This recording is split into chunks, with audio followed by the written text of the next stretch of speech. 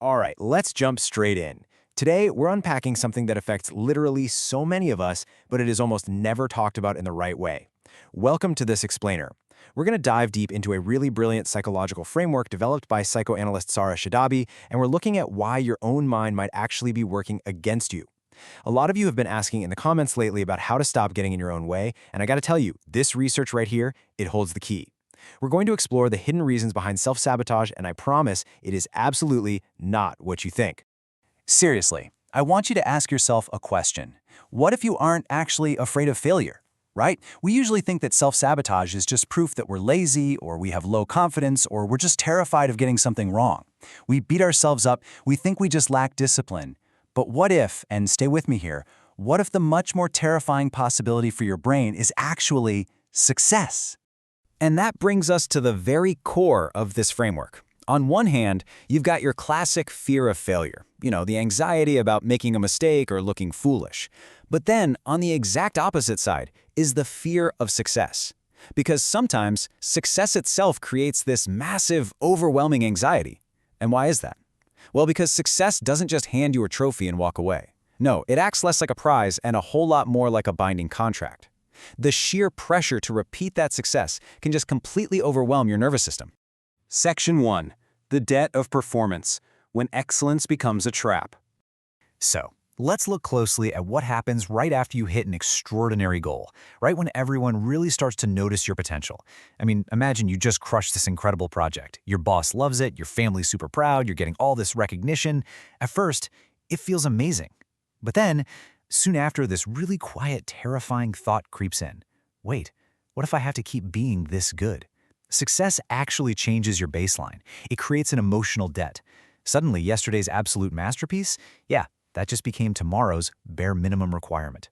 Think about how your world completely shifts. Before success, your excellence is seen as exceptional. And if you mess up, it's usually private. But after you succeed, suddenly, excellence is just what people expect from you. You're in the spotlight now, which means any failure is glaringly, painfully public. And this creates a really wild paradox, where just being average secretly feels so much safer. Because when you're average, expectations are low, you're flying under the radar, and nobody is watching your every single move, just waiting for your next masterpiece.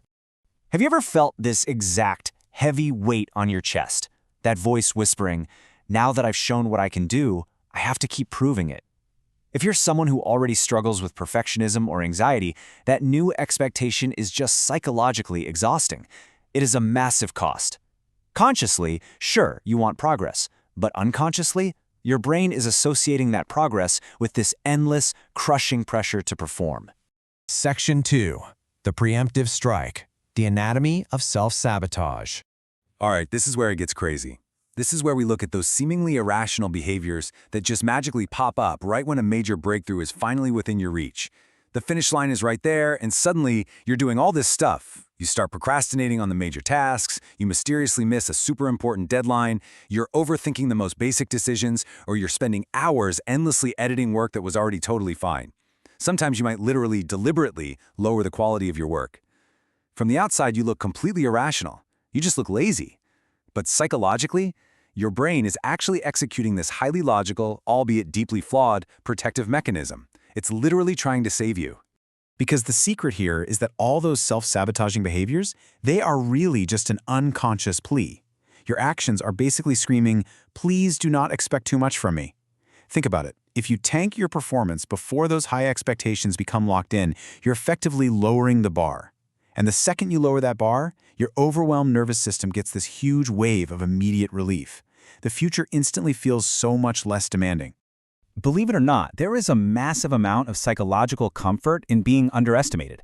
Because if people expect very little from you, then success is totally optional. This is exactly why people will suddenly disappear or just completely withdraw after a huge win.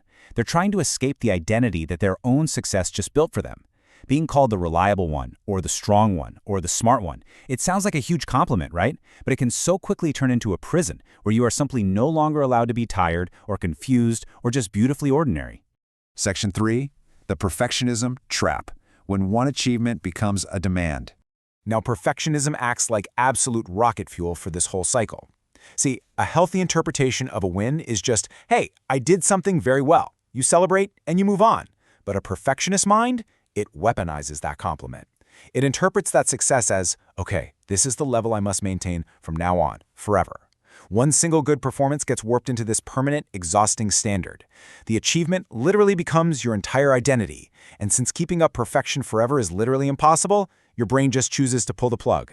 And this brings us to a truly shocking takeaway from Shadabi's research. Failure actually restores uncertainty. And to your stressed-out, overwhelmed brain, uncertainty feels significantly safer than the crushing weight of a permanent expectation. Let that sink in. Your brain is literally choosing short-term emotional relief and familiar territory over your long-term growth. It's making your future smaller just so your present can feel a little bit safer. Section 4. Breaking the pattern, decoupling identity and achievement. So how do we get out of this? Here is the specific framework to escape this psychological trap. And spoiler alert, the solution is definitely not just forcing yourself to perform until you burn out. Rule number 1, you must separate your achievement from your identity. You are not your output. Rule number 2, you've got to allow yourself to succeed without turning that success into your brand new minimum standard. An exceptional day is just an exceptional day. And rule number 3, you can be highly reliable without offering endless 24/7 availability. You can absolutely disappoint someone's expectations without actually becoming a disappointment yourself. I really want you to take a moment and just let this sink in. You are allowed to succeed, and you are still allowed to be human. Success is supposed to expand your possibilities. It should never become a psychological prison. You really don't have to choose between reaching your full potential and keeping your sanity, because at the end of the day, your worth as a human being is completely separate from your endless performance. So as we wrap up this explainer, I want you to stop asking, why am I destroying my opportunities, and start asking yourself this instead.